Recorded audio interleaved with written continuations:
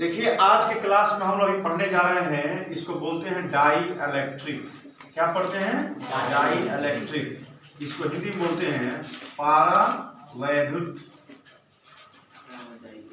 Die electric है ना, इसको हिंदी में क्या बोलते हैं? पारावैद्युत। पहले इसको लिखिए, हेडिंग दीजिए, फिर आगे बढ़ते हैं।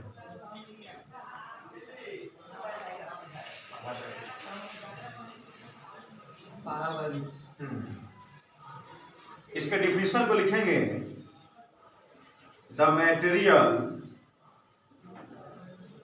Which does not supply current but it exerts electric force, then it is called dielectric। इसको उतारें।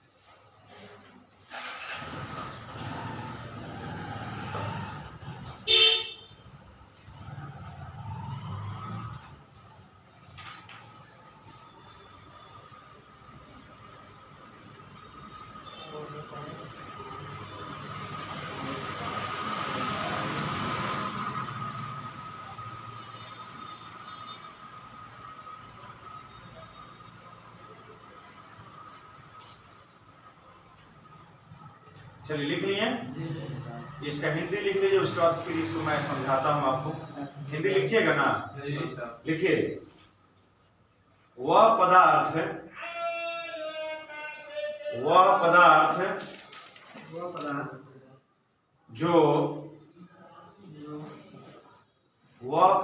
जो विद्युत धारा का संचालन नहीं करता है, वह पदार्थ जो विद्युत धारा का संचालन नहीं करता है, वह पदार्थ जो विद्युत धारा का संचालन नहीं करता है, वह पदार्थ जो विद्युत धारा का संचालन नहीं करता है, परंतु विद्युत बल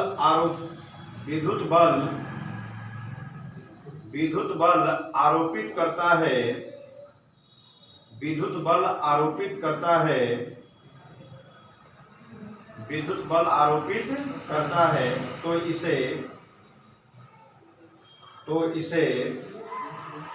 पारावैद्युत कहते हैं।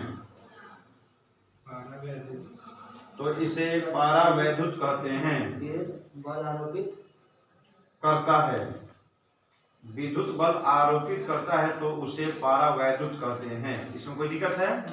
एग्जाम्पल में लिखो, प्लास्टिक, रबड़, वुड। प्लास्टिक, रबड़ और वुड। एग्जाम्पल में लिखेंगे प्लास्टिक, रबड़ और क्या हो जाएगा? वुड। ध्यान समझिएगा विद्यार्थी जी, अभी जिस टॉपिक पे हम लोग चर्चा करने जा रहे हैं, इसको क्या बोलते हैं? Dielectric. क्या बोलते हैं जी? Die electric. क्या पढ़ते हैं इसको? Dielectric. क्या पढ़ेंगे? Dielectric. यह डाई इलेक्ट्रिक को हम लोगों ने हिंदी में क्या कहा? पारावैद्युत। क्या बोला? पारावैद्युत। कोई दिक्कत? तो डाई इलेक्ट्रिक होता क्या है? कहता है द मटेरियल का मतलब हो जाएगा पदार्थ। मटेरियल का मतलब क्या हो जाएगा? पदार्थ। कोई दिक्कत है इसमें? Which does not supply माने समझते हैं ना? प्रदान करना। सप्लाई मतलब आदान और प्रदान करना। करेंट, वह पदार्थ जो करंट को सप्लाई नहीं करता, विद्युत को सप्लाई नहीं करता, जो विद्युत का आदान प्रदान नहीं करता हो, लेकिन उसमें कुछ इलेक्ट्रिक फोर्स, कुछ विद्युतीय बल उसमें लगते होंगे, तो उसी को हम लोग क्या बोलते हैं? Dielectric. क्या बोलते हैं? Die electric. एग्जाम्पल से समझेंगे। सपोज कीजिए हमारा यह एक ऑब्जेक्ट है और दूसरा ऑब्जेक्ट ये है। पहला ऑब्जेक्ट कौन सा है? ये। और दूसरा कौन सा है? ये। तो ये हमारा, ये भी प्लास्टिक है, और ये क्या है? प्लास्टिक। और ये भी क्या है? प्लास्टिक है। दोनों ऑब्जेक्ट हमारा क्या है? प्लास्टिक है। मान लीजिए इस पर चार्ज प्लस Q1 है और इस पर क्या है? प्लस Q2 है। कोई दिक्कत नहीं है, दोनों पर आवेश आ रहा है, दोनों पर आवेश आएगा, लेकिन यह अपने से दूसरे को आवेश नहीं देगा। समझिए, ये डाई इलेक्ट्रिक का मतलब क्या है? वो खुद चार्ज हो जाएगा, वह खुद आवेशित हो जाएगा, लेकिन अपने से दूसरे को आवेशित करने की क्षमता क्या होती है? नहीं होती है। माने आप खुद पैसे कमा सकते हो, खुद खा सकते हो, लेकिन आप उस पैसे से दूसरे की सहायता नहीं कर सकते हो। मतलब प्लास्टिक है तो प्लास्टिक में करंट आता है कि नहीं आता है? अब बोलो ना, प्लास्टिक में करंट आता है? नहीं आता है। वुड से करंट आता है, लकड़ी से नहीं आएगा, लेकिन रबड़ से आएगा? नहीं आएगा। तो इसका मतलब है जब करंट नहीं आ रहा है, इसका मतलब यह करंट सप्लाई कर रहा है कि नहीं कर रहा है? नहीं कर रहा है। इसमें करंट नहीं आने का मतलब है क्या यह करंट सप्लाई करेगा कि नहीं करेगा? नहीं करेगा। यह करंट सप्लाई नहीं करेगा। इसमें कोई दिक्कत नहीं सर। इसमें करंट नहीं आने का मतलब ये करंट सप्लाई करने वाला क्या है? नहीं है। करंट तो सप्लाई नहीं करेगा, लेकिन इसमें बल तो लगेगा। बल लगेगा कि नहीं लगेगा? लगेगा। तो करंट सप्लाई नहीं करेगा, लेकिन अगर उसके बीच में बल लगेगा तो वह क्या कहलाएगा? Dielectric. क्या कहलाएगा? Dielectric. परावैद्युत। क्या बोलेंगे? परावैद्युत। जैसे एक ऑब्जेक्ट हमारा, इस पर चार्ज कौन सा है? प्लस Q1, और दूसरे पर क्या है? Plus Q2। तो ये दोनों जो हमारा जो ऑब्जेक्ट जो है, पदार्थ जो है, दोनों के बीच में कुछ ना कुछ फोर्स लगेगा कि नहीं लगेगा? हो सकता है फोर्स हो, अट्रैक्टिव फोर्स हो, अच्छा क्या हो, रिपल्सिव फोर्स हो, लेकिन बल तो लगना तय है। बोलो बल लगेगा कि नहीं लगेगा? लगेगा। लेकिन हाँ, इससे ये होगा कि इसमें करंट सप्लाई क्या होगा? नहीं होगा। इसमें करंट का आदान प्रदान क्या होगा? नहीं होगा। तो भोजपुरी भाषा में सीधे समझना है कि वैसन पदार्थ जेकरा से करंट सप्लाई ना होखेला, जिससे करंट आदान प्रदान नहीं हो, जिसमें करंट नहीं आता हो, जिसमें विद्युत धारा का प्रवाह नहीं होता हो, जिस पदार्थ से विद्युत धारा का प्रवाह नहीं होता हो, लेकिन उसके बीच में बल लगता हो, उसके बीच में बल लगता हो, तो उसी को क्या बोलते हैं? Dielectric. बोलो जोर से, क्या बोलेंगे? Dielectric. क्या बोलेंगे? Dielectric. तो कोई पूछेगा कि बताइए डाई इलेक्ट्रिक क्या है, तो आप कहना डाई इलेक्ट्रिक वैसे पदार्थ को कहते हैं, डाई इलेक्ट्रिक वैसे पदार्थ को कहते हैं जो विद्युत धारा का प्रवाह नहीं करता, जो विद्युत धारा का प्रवाह नहीं करता, माने जिससे करंट पास नहीं करता, लेकिन उस वस्तु के बीच में आपस में विद्युतीय बल लगता है। करंट सप्लाई नहीं करेगा, विद्युत धारा का प्रवाह नहीं होगा, लेकिन उसको आपस में बल लगता है। क्या लगता हो? बल लगता है। तो वही कहा जाएगा डाई इलेक्ट्रिक। जैसे हम बैठे हैं, हम पर बल लग रहा है कि नहीं लग रहा है? हम पे बल कौन लग रहा है? पृथ्वी लग रहा है। कौन लग रहा है? पृथ्वी लग रहा है। नहीं बल लगा तो इधर गिर जाता, ना तो इधर गिर जाता, आगे तो पीछे गिर जाते। तो पृथ्वी बल लगा रहा है तो हम क्या है? बैलेंस है। हम क्या है जी? बैलेंस है। तो यहाँ डाई इलेक्ट्रिक का मतलब यही हुआ, समझिए। डाई इलेक्ट्रिक माने जो धारा प्रवाह करता होगा कि नहीं करता होगा? डाई इलेक्ट्रिक का मतलब क्या समझे? जो धारा विद्युत धारा का प्रवाह करे या नहीं? बोलो करेगा कि नहीं करेगा? नहीं करेगा। लेकिन इसके बीच में बल लगेगा कि नहीं लगेगा? लगेगा। बल लगेगा। तो फिर समझेंगे डाई इलेक्ट्रिक मतलब जो विद्युत धारा का प्रवाह नहीं करता, जो विद्युत धारा का प्रवाह नहीं करता हो, लेकिन उसमें आपस में बल लगता हो, उसको क्या बोलेंगे? Dielectric. क्या बोलेंगे? Dielectric. याद हो कि नहीं याद हुआ? तो चलो एक साथ पढ़ो, बोलो the material which does not supply current but it exert electric force, then it is called dielectric. फिर से बोलो, the material which does not supply current but it exert electric force, then it is called dielectric. एक बार और बोलो, जोर से बोला, the material which does not supply current but it exert electric force, then it is called dielectric. dielectric पदार्थ कौन हो जाएगा? माने इसमें करंट आता क्या है? लेकिन इसको आपस में बल लगता है। समझ गए? चलिए अब अगला लिखिएगा, अगला पॉइंट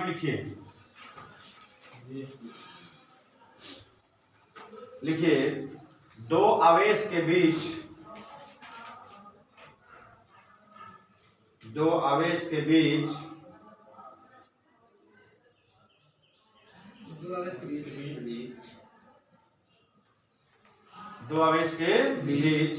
निर्वात में सबसे अधिक बल लगता है।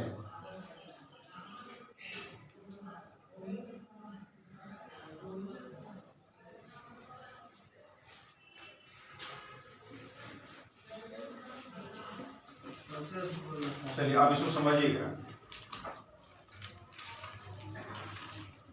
The electric force between two charge is maximum in vacuum.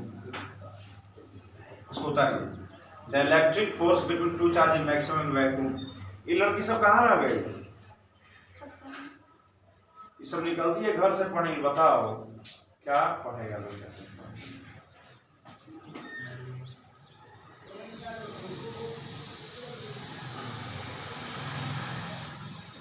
Vacuum means कौन सी होता है? निर्वात, जहां हवा नहीं हो, कुछ नहीं हो।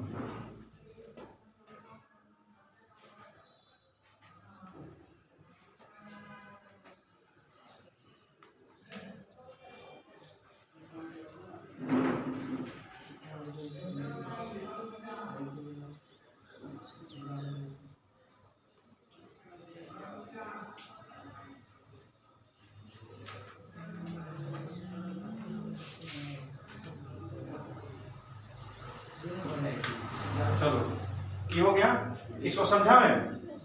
यहाँ ध्यान दे, क्या कहता है? द इलेक्ट्रिक फोर्स को क्या बोलेंगे? विद्युतीय बल। यहाँ ध्यान दीजिए, इलेक्ट्रिक फोर्स क्या बोलेंगे? विद्युतीय बल।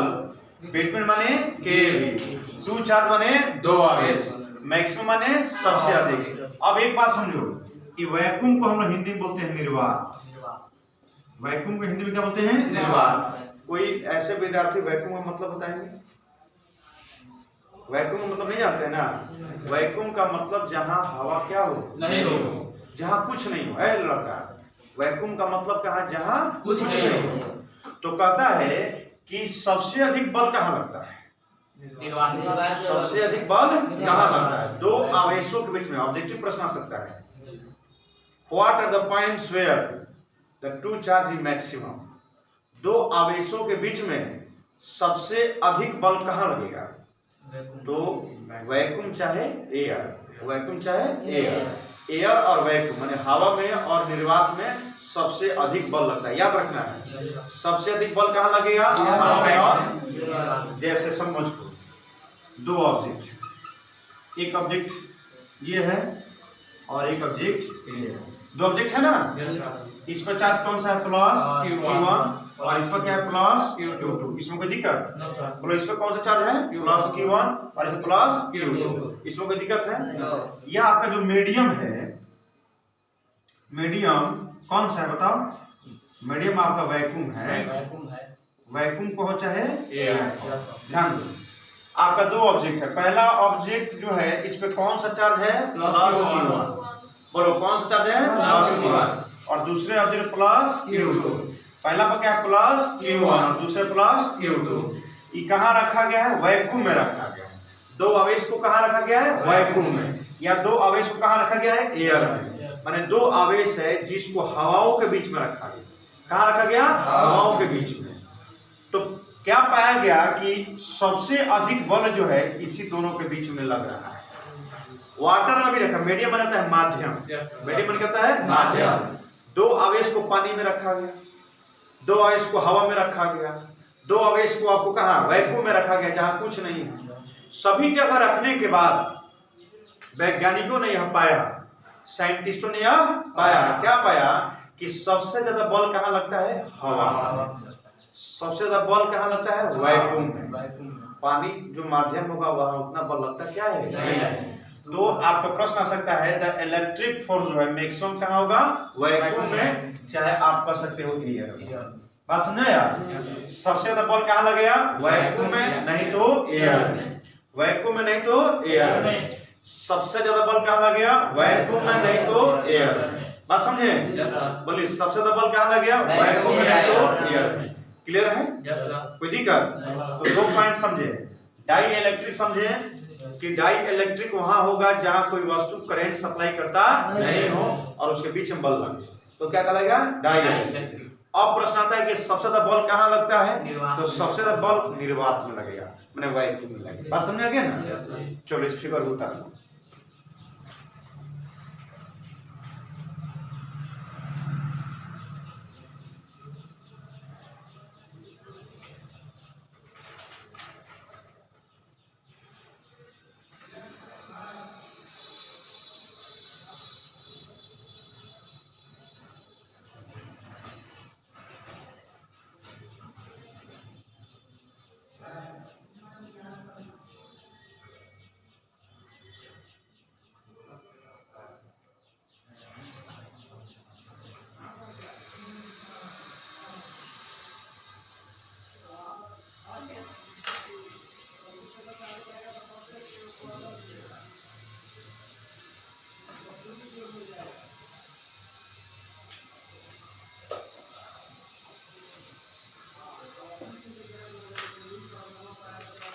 हो गया? चलो इसमें मिटा दें, इसमें मिटा दें। तो इस टॉपिक को समझ में आया कि नहीं आया? अरे बोलो। चलिए अब ये जब टॉपिक आप समझ लिए तो आइए अगला टॉपिक हम लोग पढ़ने जा रहे हैं। इसका नाम होता है रिलेटिव। इसको पढ़ते हैं रिलेटिव परमिटिविटी।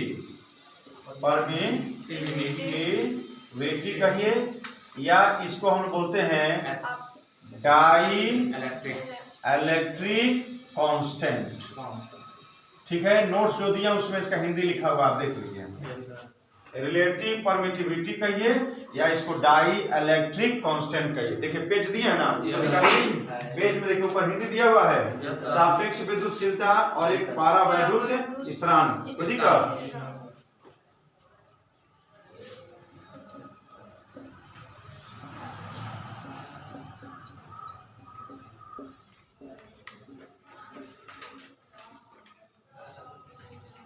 देखिए अगला जो टॉपिक हम लोग जिस पर चर्चा करने जा रहे हैं, ध्यान देंगे, इसको हम लोग बोलते हैं रिलेटिव परमिटिविटी। जोर से बोलिए, क्या पढ़ेंगे? Relative permittivity.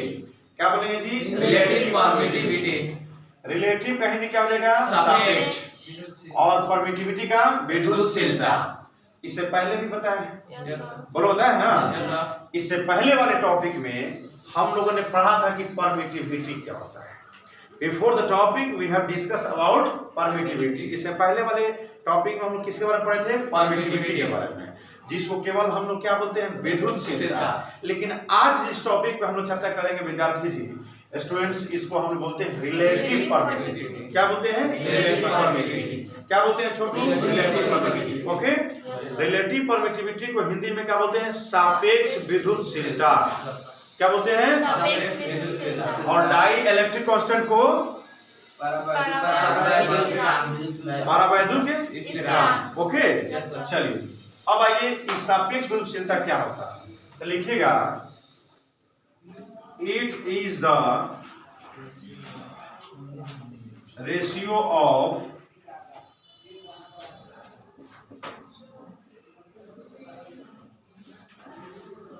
permittivity of medium and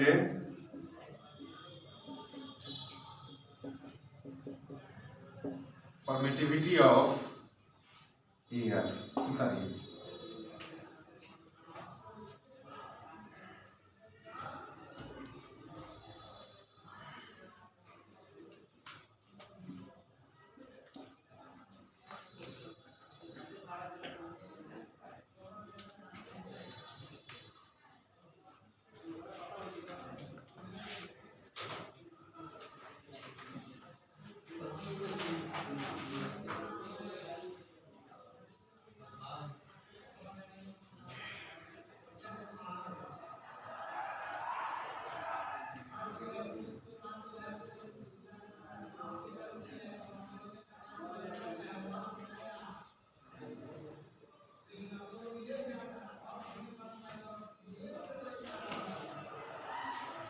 चलिए अब इसका अर्थ समझा दें आपको। अब यहाँ समझिए, ध्यान दीजिएगा विद्यार्थी। हेलो, देखिए इसको रटना नहीं है। मैं बार बार आपको समझाने का प्रयास करता हूँ, बताने का प्रयास करता हूँ कि आप कभी भी फिजिक्स को रटिएगा नहीं। आपको नहीं समझ में अगर आता है तो आप क्लास में पूछ लीजिए। अगर आपको नहीं आता है ना, आपको पेपर क्यों एडवांस दे दिए, यहाँ ध्यान दीजिए। आपको पेपर पहले ही दे दिए कि आपके सामने में पेपर रखे गए हैं, आपको जहाँ प्रॉब्लम हो सके आप क्या कर सकते हैं, पूछ सकते हैं। इतना आज़ादी और इतना मौका नहीं मिलता, ठीक है ना। और जिसको जानकारी नहीं होगा फिजिक्स का, वो नहीं पढ़ा पाएगा आपको। इतना आसान सब्जेक्ट क्या है, नहीं है, रटो नहीं।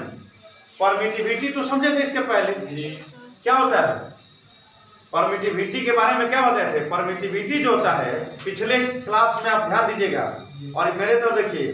पिछले क्लास में हमने आपको बताया था कि permittivity is the property of a medium. क्या बताए थे, permittivity is the property of a medium which expresses how easily a medium can be polarised. केवल परमिटिविटी का डिफिनेशन बताए थे कि परमिटिविटी जो होता है वह किसी भी माध्यम का गुण होता है। किसी भी माध्यम में क्या होता है, गुण होता है। जैसे हमारे अंदर भी गुण है, आपके अंदर भी गुण है। कोई किसी के अंदर अच्छाई के गुण ज्यादा है तो किसी में बुराई के गुण ज्यादा है। कोई बहुत अच्छा गाना गाता है, कोई बहुत अच्छा क्रिकेट खेलता है, कोई बहुत अच्छा पढ़ाई करता है। सबकी अपनी अपनी क्या है, क्वालिटी है। कोई बहुत अच्छा खेलता है, कोई बहुत अच्छा डांस करता है, कोई बहुत अच्छा गाना गाता है। इस सबकी क्वालिटी है। इस दुनिया में एक आदमी हर गुण से संपन्न नहीं हो सकता। ये संभव क्या है, नहीं है। इट इज नॉट पॉसिबल, ये कभी संभव नहीं है। तो परमिटिविटी एक गुण है। कोई पूछे परमिटिविटी क्या है, गुण है। सीधा आंसर देना है कि परमिटिविटी एक क्या है, प्रॉपर्टी है, वह गुण है। तो कोई पूछे किसका गुण है, माध्यम का गुण है। किसका गुण है, माध्यम का। सचिन बहुत अच्छा क्रिकेट खेलता है, तो सचिन के अंदर अच्छाई के गुण क्या है, अच्छा खेलता है ना। कौन अच्छा खेलता है, सचिन। तो परमिटिविटी जो है एक गुण है। किसका गुण है, किसी माध्यम का। बोलो, किसी माध्यम का। किसको कोई दिक्कत। तो परमिटिविटी का काम क्या होता है, तो परमिटिविटी का काम होता है कि किसी भी मीडियम को पोलराइज करता है। जो क्या करता है, पोलराइज करता है। माने यह किसी मीडियम के प्रभाव को कम करता है। कौन प्रभाव को कम करता है, परमिटिविटी। बोलो जो से, परमिटिविटी किसी भी मीडियम के प्रभाव को कम करता है। तो आज उसी का अगला टॉपिक है, इसको हम लोग पढ़ेंगे रिलेटिव परमिटिविटी। अभी तक पढ़े थे केवल परमिटिविटी, लेकिन अब क्या पढ़ना है, अब पढ़ना है रिलेटिव परमिटिविटी। क्या पढ़ेंगे स्टूडेंट्स, रिलेटिव परमिटिविटी। हिंदी में क्या बोलते हैं, सापेक्ष विलक्षणता। तो अब इसको कैसे समझते हैं। यह जो है रिलेटिव परमिटिविटी को समझना बहुत ही आसान है, बहुत ही आसान है। यह कुछ नहीं है, यह अनुपात है। रिलेटिव परमिटिविटी क्या है, अनुपात है। किसके किसके बीच का अनुपात है, तो दो के बीच की। परमिटिविटी ऑफ मीडियम और दूसरा परमिटिविटी ऑफ एयर। बस ये दोनों के अनुपात को हम लोग बोलते हैं रिलेटिव परमिटिविटी। समझो चला। कोई पूछे रिलेटिव परमिटिविटी क्या है, तो सीधे बताना है कि रिलेटिव परमिटिविटी का मतलब हो गया कि यह रिलेटिव परमिटिविटी जो है दो मीडियम का अनुपात है। दो मीडियम क्या है? अनुपात है। तो किसका किसका? परमिटिविटी ऑफ मीडियम और दूसरा परमिटिविटी ऑफ एयर। दो मीडियम हो ना, एक हुआ मीडियम, एक हुआ एयर। दोनों का रेशियो, दोनों का क्या हुआ? रेशियो, दोनों का अनुपात क्या कहलाएगा? Relative permittivity. 4/3 है, एक दूसरे को इसको 4:3 लिख सकते हैं। लिख सकते हैं। तो किसका किसका अनुपात है? 4 और 3 का। 4/3 को 4:3 लिख सकते हैं ना। तो कोई पूछे किसका किसका अनुपात है? 4 और 3 का। 4 और 3 का। तो यह अनुपात है किसका किसका? परमिटिविटी ऑफ मीडियम और परमिटिविटी ऑफ एयर। कौन दिक्कत? परमिटिविटी ऑफ मीडियम को एप्सिलॉन एम से सूचित करते हैं। एप्सिलॉन एम से बताने वाले हैं। परमिटिविटी ऑफ मीडियम को शॉर्ट फॉर्म किसे लिखेंगे? एप्सिलॉन एम से। और परमिटिविटी ऑफ एयर को एप्सिलॉन नॉट से। समझो, शॉर्टकट में माने हम लोग परमिटिविटी ऑफ मीडियम को क्या लिखते हैं? Epsilon m. क्या लिखेंगे बाबू? Epsilon M. और परमिटिविटी ऑफ एयर को एप्सिलॉन नॉट। क्या बोलेंगे? Epsilon not. कोई दिक्कत है? चलिए आगे देखिएगा, रिलेटिव परमिटिविटी को देखिए। It is denoted by epsilon are.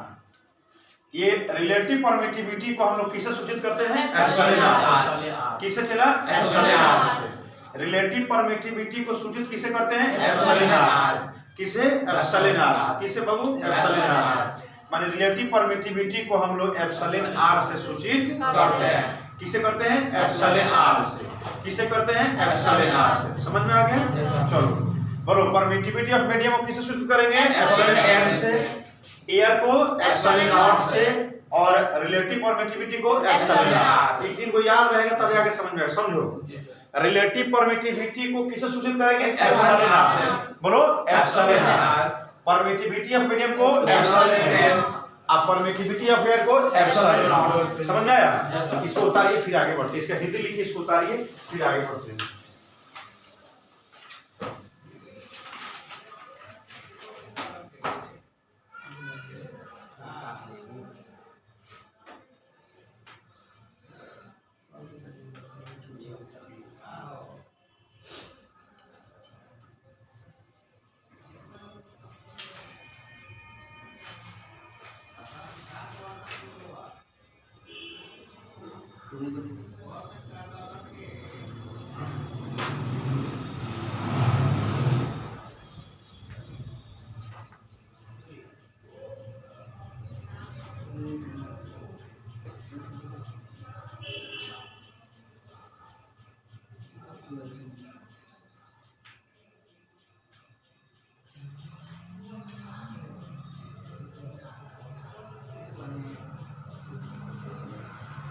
हो गया?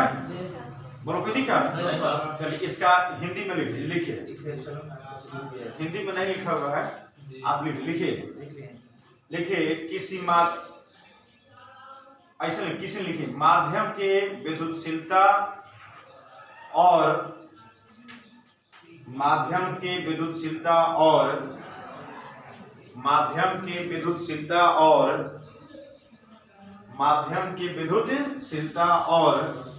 हवा के विद्युतशीलता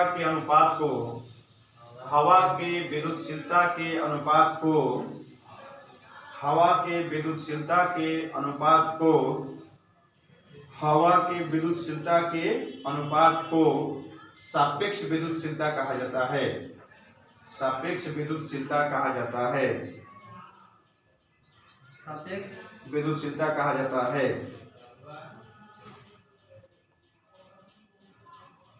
सापेक्ष विद्युतशीलता कहा जाता है। बोलो क्या कहा जाता है? सापेक्ष विद्युतशीलता। क्या कहा जाएगा? सापेक्ष विद्युतशीलता। कोई दिक्कत? चलिए नोट बना के लिखिए, NOTE। नोट में लिखिएगा सापेक्ष विद्युतशीलता को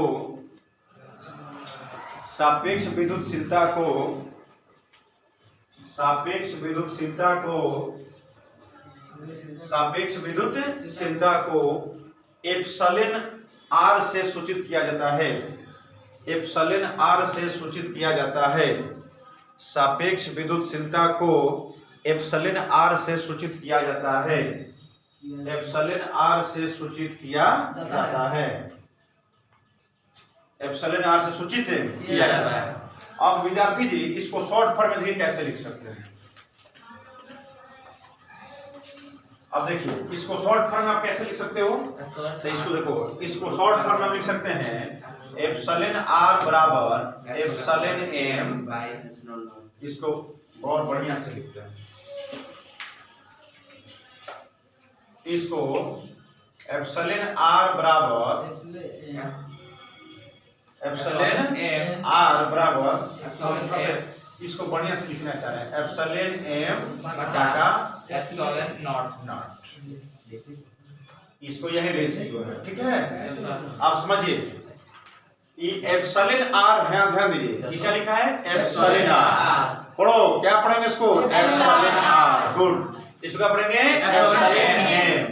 इसको एप्सिलॉन नॉट। इसको क्या पढ़ेंगे? Epsilon R. Just you should concentrate here, आप ध्यान दीजिए।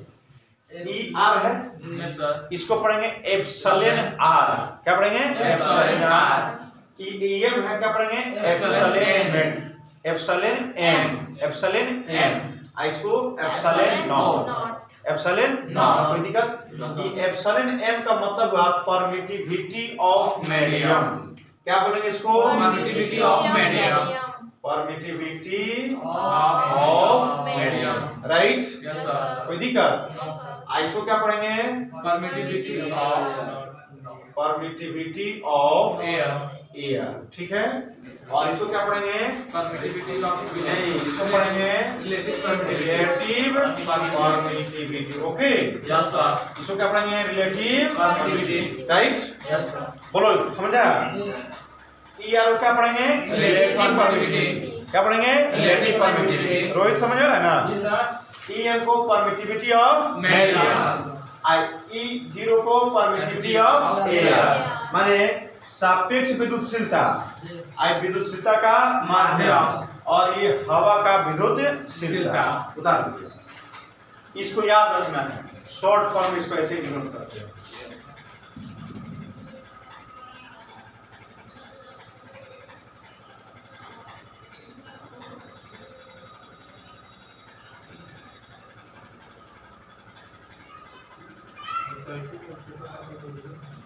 क्वेश्चन में लिखना है।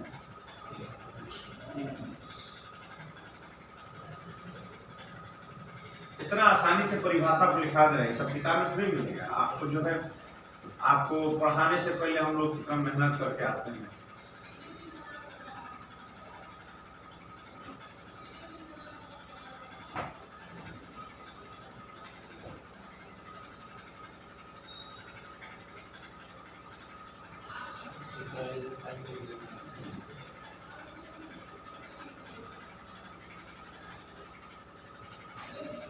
इसका परमिटिविटी ऑफ मीडियम का हिंदी हो जाएगा माध्यम का विद्युतशीलता। अब लिखना है तो लिख लो, माध्यम का विद्युतशीलता। आप परमिटिविटी ऑफ एयर का हवा का विद्युतशीलता, और रिलेटिव परमिटिविटी का क्या हो जाएगा? सापेक्ष विद्युतशीलता। बोलो छोटू, बंदी का वो गलती से छाप दिया। अरे बात वही है, चलिए अब यहाँ ध्यान दीजिए। इसको क्या पढ़ेंगे? Relative permittivity. शॉर्ट फॉर्म में क्या पढ़ेंगे? ई माने परमिटिविटी ऑफ मीडियम और ई जीरो माने परमिटिविटी ऑफ एयर। इसको पढ़ेंगे epsilon M, epsilon nought, epsilon R. अब आपको पूछना है कि सर इसके यूनिट क्या होंगे और इसके डायमेंशन क्या होंगे। चूंकि आपके परीक्षा में यूनिट भी पूछता है और डायमेंशन भी पूछता है, तो ध्यान दीजिएगा। इसके रिलेटिव परमिटिविटी का कोई डायमेंशन नहीं होता है, इसका कोई यूनिट नहीं होता है। यह यूनिट लेस होता है और यह डायमेंशन लेस होता है। तो नोट बनाकर लिखेंगे, नोट बनाकर लिखिएगा। लिखे इट इज, नोट में लिखेंगे इट इज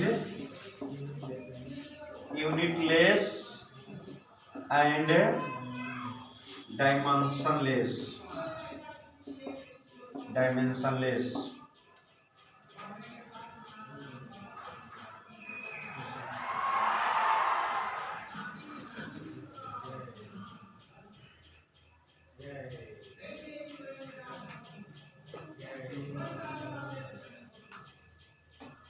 हो गया?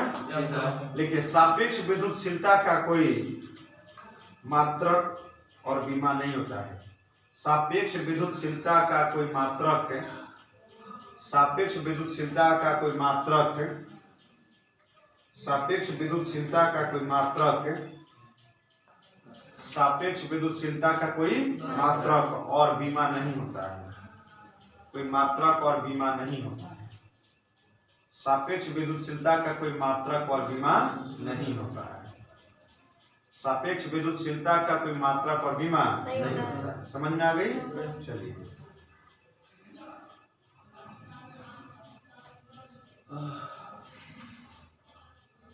चलिए हो गया, इसको मिटा दें।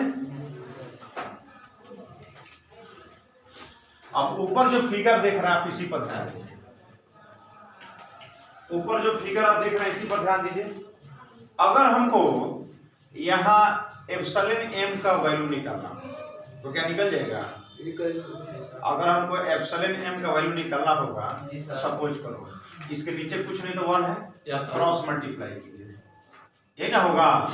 तो एप्सिलॉन एम इंटू 1 बराबर epsilon R into epsilon nought हो सकता है। बोलो ना, क्या लिख सकते हैं? एप्सिलॉन एम, ये क्या हो जाएगा? एप्सिलॉन एम, बोलो क्या हो जाएगा? एप्सिलॉन एम बराबर epsilon R into epsilon nought. एक ये भी रिलेशन होगा, इसको उतारिए, इसके बारे में बताते हैं।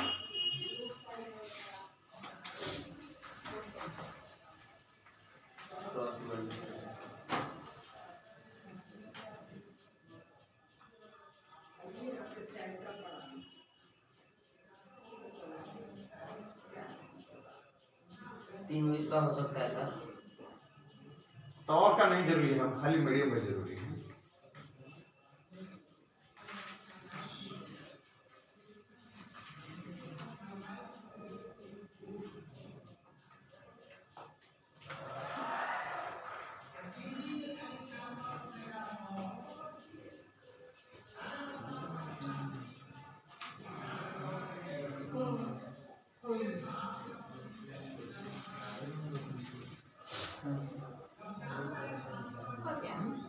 चलो, कोई दिक्कत?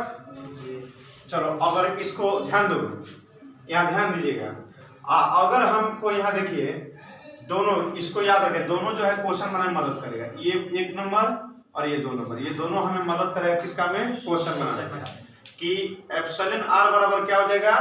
एप्सिलॉन एम बटा एप्सिलॉन नॉट। एप्सिलॉन एम बराबर क्या हो जाएगा? Epsilon R into epsilon nought. देखो, ये एप्सिलॉन आर जो है, यह एक फैक्टर है।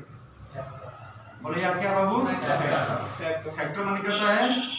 बोलो ना, गुणनखंड। बोलो क्या होता है? गुणनखंड होता है। फैक्टर का मतलब समझो यहाँ क्या है, यहाँ समझो, इसको याद रखो केवल कि क्या होगा? एप्सिलॉन एम माने एप्सिलॉन एम का मतलब हुआ परमिटिविटी ऑफ मीडियम, माने किसी माध्यम का विद्युतशीलता किसके बराबर होता है? सापेक्ष विद्युतशीलता और बोलो ना, और हवा के विद्युतशीलता के गुणा के बराबर। बात समझो, यहाँ ध्यान दो। परमिटिविटी ऑफ मीडियम और कुछ पूछेगा क्या है तो क्या बताओगे? Ratio of relative permittivity into permittivity of air. माने रिलेटिव परमिटिविटी को और परमिटिविटी ऑफ एयर को जब हम गुना करेंगे तो हमें क्या मिलेगा? परमिटिविटी ऑफ मीडियम, ये ना मिलेगा जी। तो याद रखो कि एप्सिलॉन एम बराबर क्या हो जाएगा? एप्सिलॉन आर इंटू एप्सिलॉन, जहां ई आर क्या है? फैक्टर है। फैक्टर का मतलब है कि इसका वैल्यू जो है हमेशा बदलता रहेगा। ई आर का याद हो, इसका वैल्यू नहीं बदलेगा, Yes.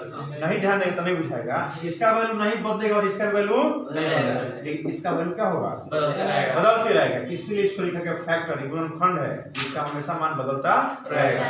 तो आओ एक क्वेश्चन देते हैं और क्वेश्चन में समझाते हैं। क्वेश्चन लिखो, क्वेश्चन लिखिएगा, लिखिए पहले इसका हिंदी लिख लो, इसके बारे में हिंदी में लिख लो, लिखो तो हाँ नोट में लिखिएगा, इसका इसके बारे में नोट में लिख लीजिए विस्तार से, लिखिए नोट में लिखिएगा, लिखिए एप्सिलॉन आर एक गुणनखंड है, एप्सिलॉन आर एक गुणनखंड है, एप्सिलॉन आर एक गुणनखंड है, एप्सिलॉन आर एक गुणनखंड है जो बताता है कि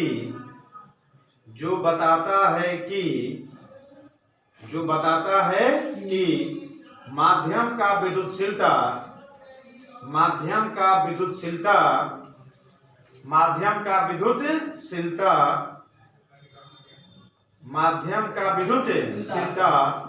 हवा के सापेक्ष